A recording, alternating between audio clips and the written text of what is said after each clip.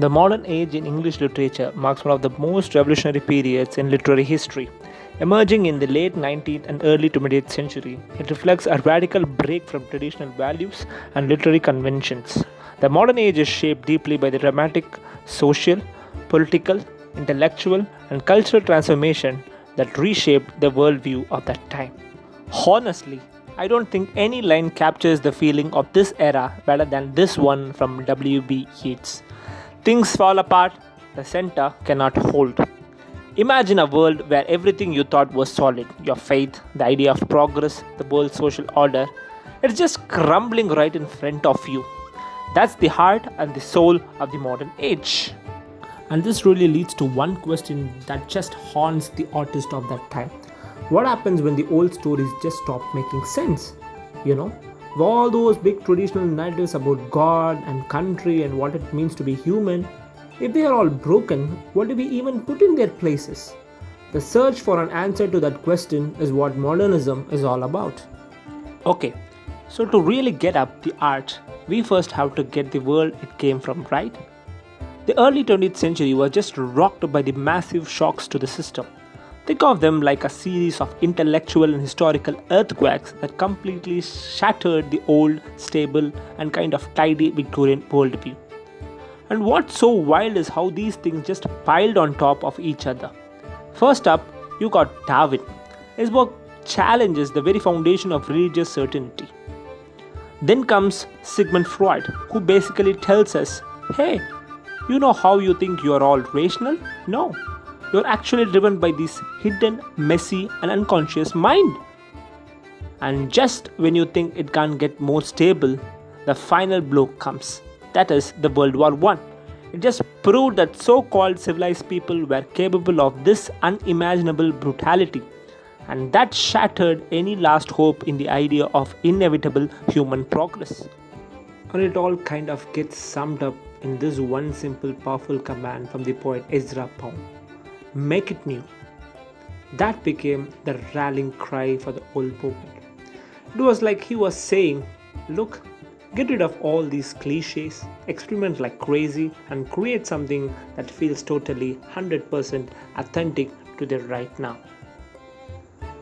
And man, was the shift dramatic. Just look at this. The Victorians, they were all about order and certainty, while modernists were about chaos and uncertainty.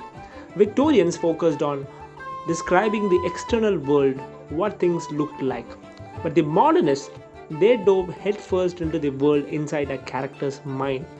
So those straightforward stories with all clean moral at the end, yeah, they were gone. Instead, you get these fragmented, messy narratives, all about confusing personal experiences of one individual. So big question is, how did they actually pull this off? I mean, how do you create a fractured reality on a piece of paper? Well, they had to invent a new set of tools, basically a new toolkit for building a whole new kind of literature. Think of this list right here as the official modernist toolkit. If the world feels fragmented, well, maybe your story's plot should be fragmented too.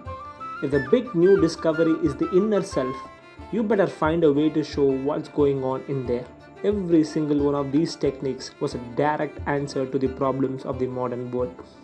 And maybe the most revolutionary tool of them all was this thing called stream of consciousness.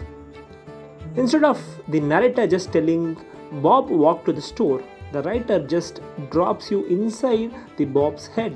You get to experience all his thoughts, his memories, his feelings exactly as they happen. All messy, jumping around, totally unfiltered. It was a huge shift from just describing what people do to actually living inside their minds. And this line from T.S. Eliot's The Wasteland just nails the whole idea of fragmentation. These fragments I have showed against my ruins.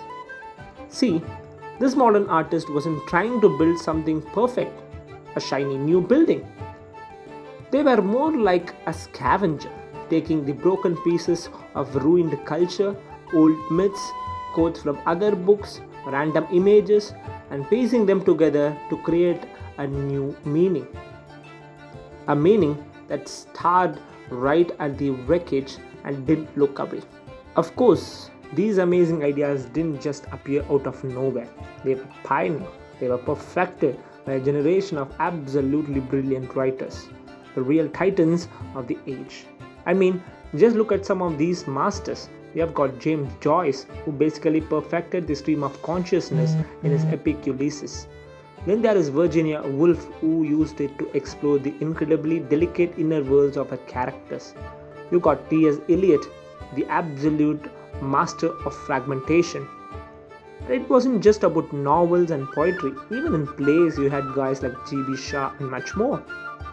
So, when you boil it all down, modernism is so much more than just an historical period. It's really this powerful lesson in how resilient an art can be. It shows us that when a society's foundation just crack, when all the old rules collapse, art doesn't just give up and die. No, it adapts. It finds a whole new language, a new form, a new way of seeing the world in all its beauty and broken glory. And that really leaves us with a big question for our own time, doesn't it? I mean, we live in an era of pretty rapid change, a lot of uncertainty, a lot of fragmentation. So, what about us? What are the new artistic forms popping up right now?